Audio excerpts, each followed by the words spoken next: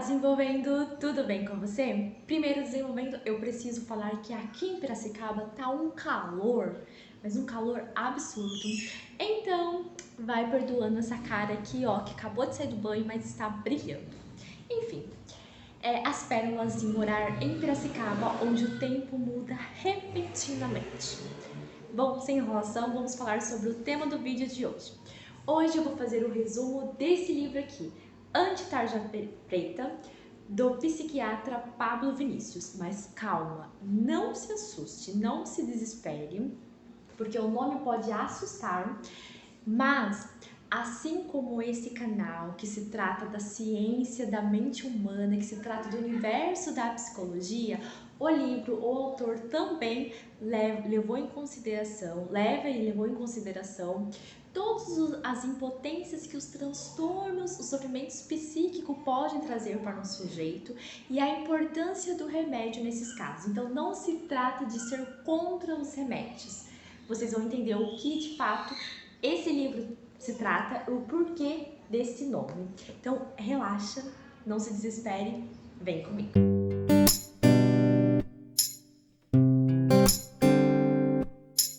O livro Anti-Tarja Preta, ele foi escrito por um psiquiatra, como eu falei no início do vídeo, chamado Pablo Vinícius.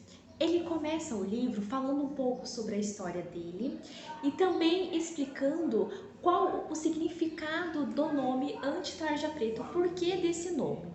Eu não vou falar muito sobre o primeiro capítulo, mas eu super aconselho você ler, porque você vai entender o que de fato motivou esse psiquiatra ter esse tipo de visão sobre os remédios e assim por diante. Então ele começa falando: o livro Anti-Tarja Preta não é um livro contra os remédios psiquiátricos, muito menos contra a psiquiatria. Não é um livro para negar a existência das doenças mentais. Ser anti-tarja preta é ser contra a medicalização da vida. É ser contra um sistema perverso que tem por objetivo convencer as pessoas de que elas estão doentes quando na verdade estão simplesmente sofrendo. É ser contra a indústria que ganha todas as partidas desse jogo. Isso é ser anti-tarja preta e isso é o que o autor traz nesse livro. O autor, no livro, ele traz vários casos que foram atendidos por ele em seu consultório. E aí ele vai analisando os casos, trazendo uma linguagem de super fácil de entender, nada muito técnico. Então qualquer pessoa que não trabalha, que não estuda a área, a ciência da mente humana, sofrimentos psíquicos, vai conseguir entender a análise que ele traz. E aí, no segundo capítulo, que tem como nome Por que é tão difícil mudar?, ele trouxe um caso de uma paciente que sofria de síndrome de pânico. Em um dado momento, ela perguntou assim para o Dr. Pablo: de quanto esforço vou precisar para melhorar? Será que eu consigo? Ele respondeu: essa pergunta é, na verdade, a razão pela qual as pessoas estão supermedicadas. Elas tomam um remédio para dormir, outro para acordar, um para sorrir, outro para esquecer dos problemas. Pois o que é mais fácil, tomar um medicamento ou entrar em uma academia? A saúde mental é consequência de boas escolhas na vida, de disciplina e perseverança. Desenvolvendo, ele acredita e reconhece a importância do remédio na vida de algumas pessoas.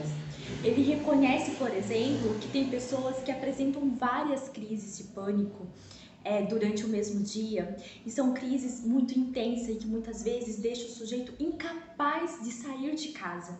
Nesses casos, é óbvio que o remédio é muito necessário, é muito importante, porque o remédio ele vai amenizar os sintomas e permitir que o sujeito consiga viver suas vidas, consiga fazer algumas mudanças, resolver os seus problemas.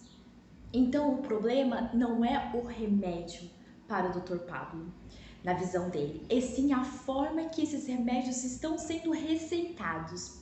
Primeiro, sem um estudo aprofundado. Um estudo aprofundado sobre a queixa que o paciente traz para o médico. E segundo, que estão sendo receitados, na maioria das vezes, para resolver problemas de relacionamento, dificuldades para perdoar e não para tratar uma doença, que de fato é a finalidade do remédio. Porque a doença sim que gera uma impotência no sujeito, os outros sofrimentos fazem parte da vida e nós temos que saber aprender a lidar com eles. E aprender a lidar não é tomando um remédio, mas sim buscando autoconhecimento, fazendo terapia, reflexão, questionamentos.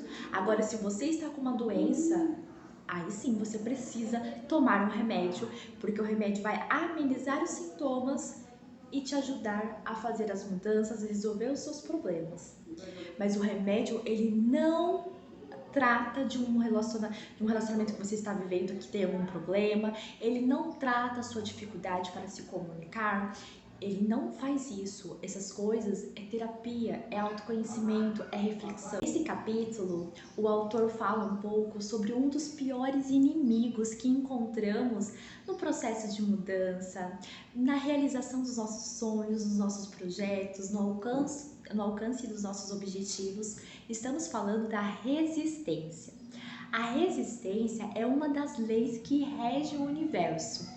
Uma corrente elétrica, para sair do polo negativo para ir para o polo positivo, precisa atravessar uma resistência. E ele fala que, por sua vez, é diretamente proporcional à distância entre os polos. A corrente elétrica é você. O polo negativo é onde você está. O polo positivo é onde você quer chegar, é o seu objetivo. A resistência é a força que está no meio do caminho impedindo a sua passagem. Não há circuito elétrico sem resistência. Não há como ir do polo negativo para o positivo sem passar pela resistência. Não é possível melhorar de vida sem enfrentar as dificuldades. E segundo o autor, a primeira coisa para vencer a resistência é o autoconhecimento.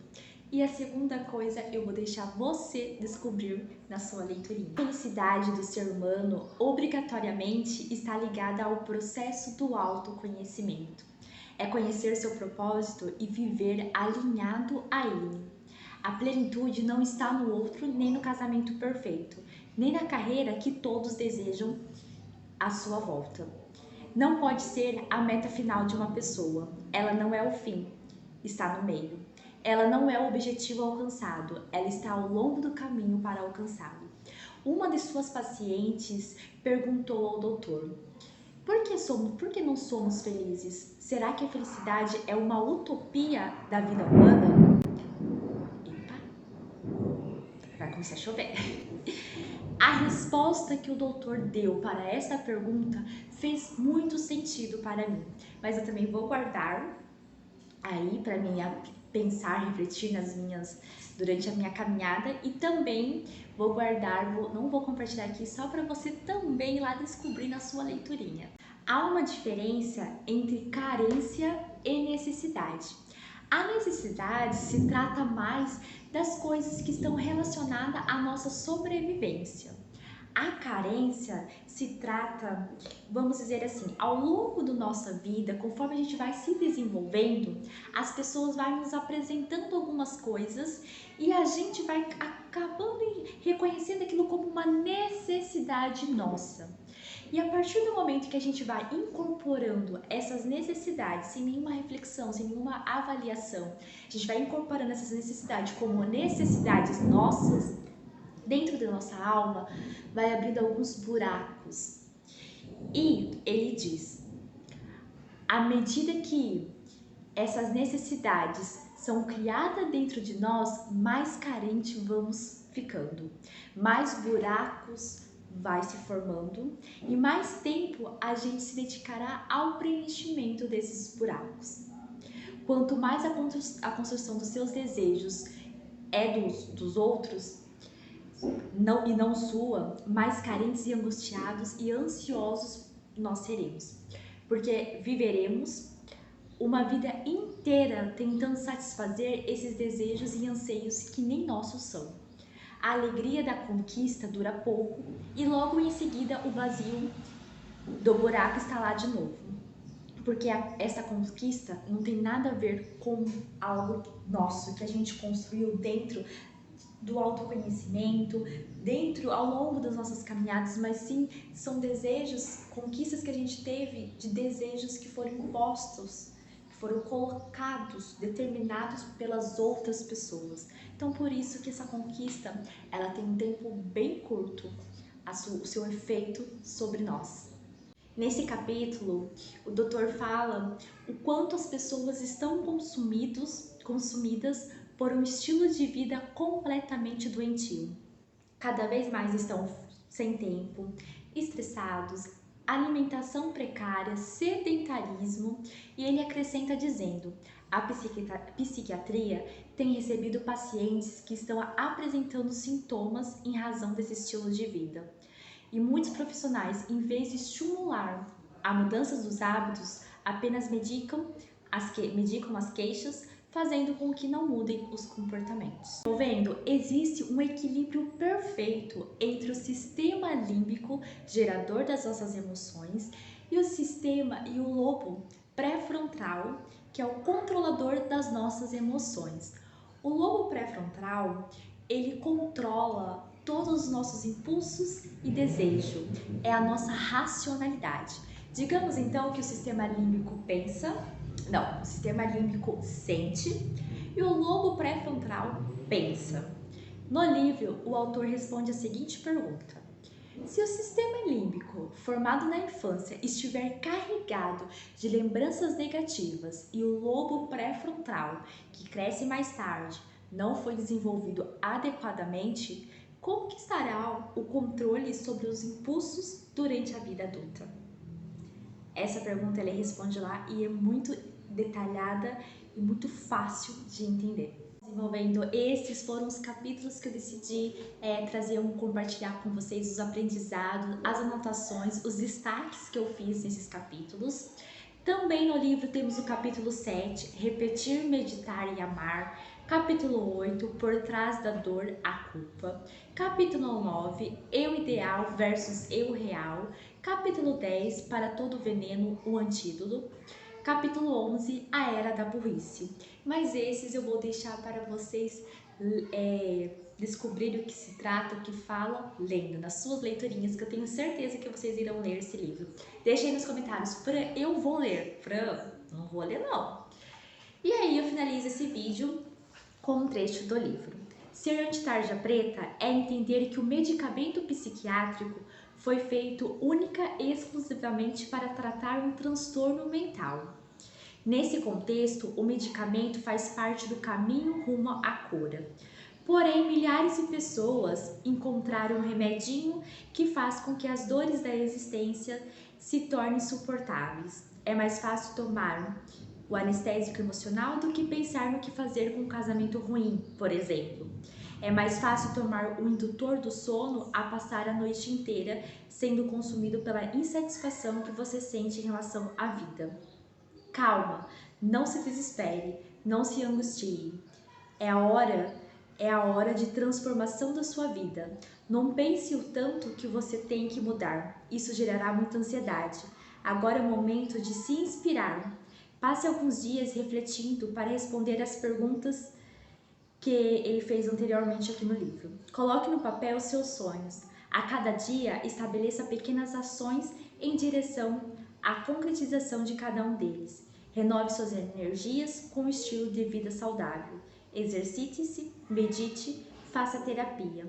Alimente-se bem e consulte um médico caso os sintomas persistam. Você chegará lá. É assim que eu termino esse vídeo.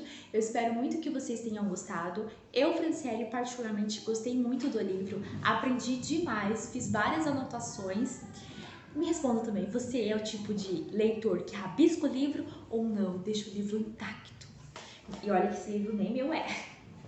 Mas era isso, desenvolvimento. Espero que vocês tenham gostado. Do mais, um beijo da Franciele Silva, uma estudante de psicologia. Me acompanhe no Instagram, @FrancieleSilvaReal. Tchau!